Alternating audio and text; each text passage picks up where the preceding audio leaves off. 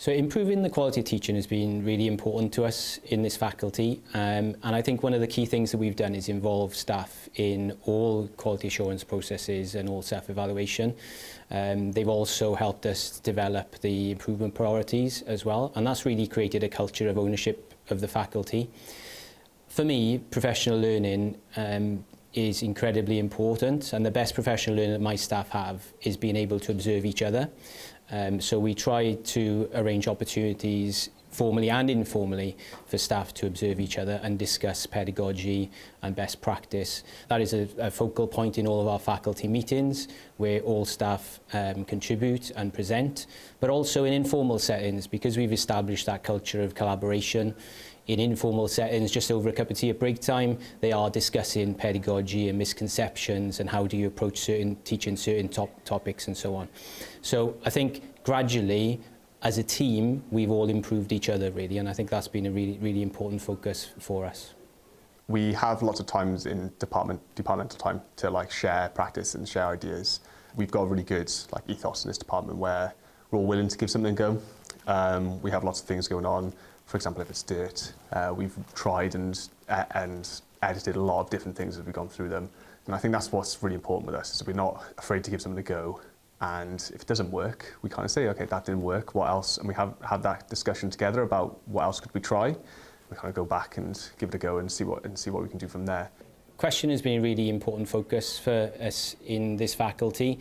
We know that asking students questions and probing into their understanding is incredibly important for assessment for learning, but also to push the learning along of all of the students in the class, not just those who you are questioning. We've used whole school questioning techniques that we follow, but we appreciate that certain ones work better in mathematics than others. That has been a focus for us in our maths faculty meetings where we've shared best practice. That's been a focus for us on learning walks and lesson observations as well. Okay, Bwrdd our Year 10. What we're going to do to start today is we're going to build on some of the work we've been doing regarding averages. So on your whiteboards, first thing I'd like you to do is on your own, I'd like you to find the mean, median, mode and range of those 5 numbers on the board. And I'm going to give you about 2 minutes to do that. For today's lesson, a real focus was developing deeper thinking amongst the pupils. The topic that we have approached today is averages and mean, median, mode and range. That is quite a procedural thing that students try and remember as best they can. But without that deeper thinking and deeper understanding, often they forget, then they mix them up. So one of the approaches I wanted to use today was to really develop their thinking, and that's why we did lots of problem-solving activities. We started with a sort of a skills check, which meant that I knew that students could do the basics and find the mean, median, mode and range. The questioning around that wasn't just right or wrong. It was really important to me to actually probe into those students' responses at that point. So think about what the process is for finding the median, okay? What process did you follow to find the median of those 5 numbers, Joe? I put them in order first, and I just crossed off the numbers and found the middle. What do you mean by crossed off the numbers? I crossed them off each side so I can get to the middle. Oh, right, so you kind of did. You put them in order and then you sort of crossed them off? Yeah. Right, okay, that's quite a nice way of doing it. Is there any situation where that wouldn't work? Think to yourself, when you're crossing off the ones from the end, can anyone imagine a situation where... Go on, Ted. If there's 2 numbers in the middle. Yeah, absolutely. There's 2 numbers in the middle. When does that happen? When does that happen? It's an even number. When is an even number? Like numbers and that. Okay, it's fantastic. I'm going to go to Hadrian because I think you made a slight error, didn't you? Do you want to tell everyone what the error you made? I forgot to order up the numbers. So what did you give the median as? I thought the median was 9. Yeah. But that's when it's the number that we see on the board, 7, 4, 9, 6, 4. But if you put them all in order, 4, 4, 6, 7, 9, the median is 6. Perfect, I am. Excellent. For a minute, you're going to think about the next bit. Now, if you look at my screen, you may think, oh, so we've already done this. 7, 4, 6, I recognise those numbers, okay? But just for 1 minute, I want you to think to yourself, don't rub your board off, keep them there. I want you to think to yourself, I've changed it. Tell you, what have I done to that set of numbers? This is the original, I left it on here. Look. 74964. You added on the 58. I put one on the end. Okay. Now I want you to think for 1 minute, not for long on each of them, maybe 20 seconds on each. Okay. You need to think about the impact that might have on the mean, the median, the mode, and the range. You're not talking, you're thinking. Now is the time to talk. Okay, so I do want you to talk. I want you to give your thoughts to the person next to you. You may want to start with a mean. Okay, so that time starts now. Please have a chat about what's happening. Esther, what do you think is happening to the mean? What's gonna increase. But you're dividing by an extra one. Yeah. So what do you think about, what's so special about that one on the end, do you think? Use of the whiteboards today is really important. It was really important to first of all gauge the understanding of the students as a whole, but also really important to draw out the misconceptions. And I think it's really useful when using whiteboards to target those students who are making small misconceptions and talking it through, and maybe using other students in the class to counteract those and share their dialogue that way. One of the things that I really want to do today was discussion amongst the pupils.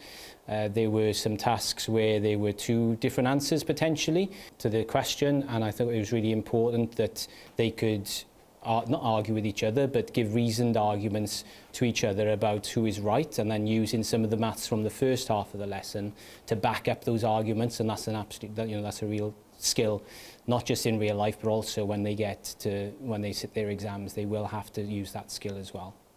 Now the next part of our lesson is going to be a bit more of an applied situation. We've been very procedural in maths at the moment. We're very sort of in a maths classroom, aren't we? The second half of the lesson was looking at real life application, because I know that engages the pupils much better, and also I felt that the pupils really engaged in that part of the lesson because they could see how averages could be used to mislead and also to support different arguments. Half the class have got one problem and half the class have got the other problem. Okay, so there's two different questions in this room at the moment, and what is going to be absolutely crucial is when you have finished answering the question, you think about how you can talk about it, because you've got to remember half the class haven't seen your question. Okay, so it is going to be a case of you explaining how you did it to the other side. Okay, it might not be you, it might be someone in your group, because it is going to be very much group work. All right, so on your desks you will either have a problem that looks like this. This is about house prices, or you will have a problem which looks like this, which is about delivery times for takeaways. And I'm going to give you 6 or 7 minutes to try and answer the questions. There are questions on there. I'm not going to leave them on the board because I don't want the other side of the room looking at the ones that are there, all right? But you can work in pairs, you can talk. I want you to come up with some answers to the questions. And what is really key, everyone, is you use some of the skills that we've already used today. So you may start thinking about the mean, the median, the mode, the range, and how maybe they can be used in different ways, okay? Your 6 or 7 minutes start now. Right, how are we doing? What have we found out? Oh, we just decided, have we? We're picking the top one. Have we? It's got fast Yeah, well, look how fast that is. Lightning quick, 12 minutes. I want my food quick as well. What? Hang on. What's that? What's that one? 62. It could have been traffic. Well, the traffic not affecting this group.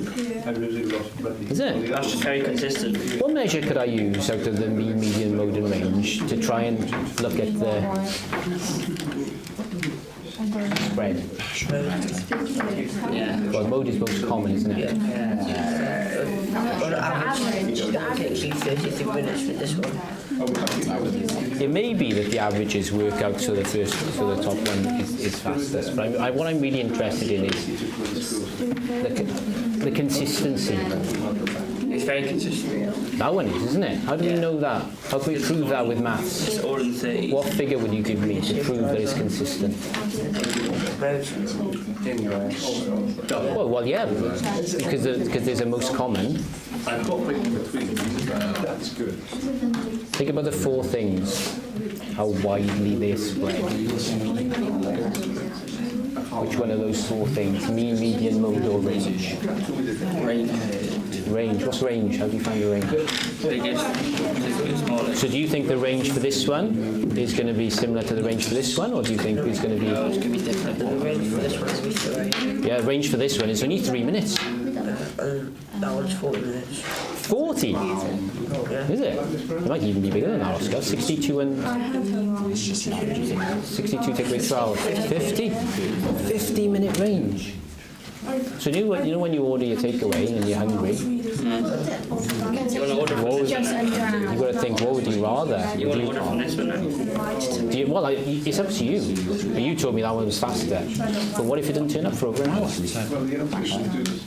you've got to think. It's your choice, Tilly. There's no wrong answer. Now we're going to move on to this takeaway. Well, this is a really interesting one. So this side of the room, Adrian, we haven't seen this one. Okay, this is about takeaways. And we've got 2 options to order our food tonight.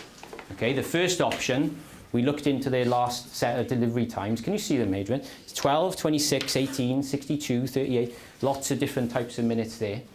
James, what did you work out for the first one? I did the mean and range. You did the mean? Okay, what was the mean for restaurant 1? 30. 30? Okay, Olivia, did you get similar to that? Yeah. 30 minutes? Okay. Well, let's just get straight to it. Which restaurant would you pick, Olivia? B. B. Why is that? Sorry? Yeah, B. Why is that? Because the delivery times are really close together. So you've got an idea of when the food has arrived. Whereas with the first one, they're really spread out. So it could be anywhere from like 12 minutes to an hour. And what bit of maths told you that? The mode. The mode? Yeah. Yeah, that's definitely a bit of maths that could have told you that, because the mode, can you see, like, there's lots of most commons here on there. It's 33, 33, 33, 33. Anything else, though? Because I thought you said... Go on. The range. The range. What was the difference with the ranges then? The range for the first one was 50, and for the second one it was 2. Huge difference Yeah. there. Fantastic.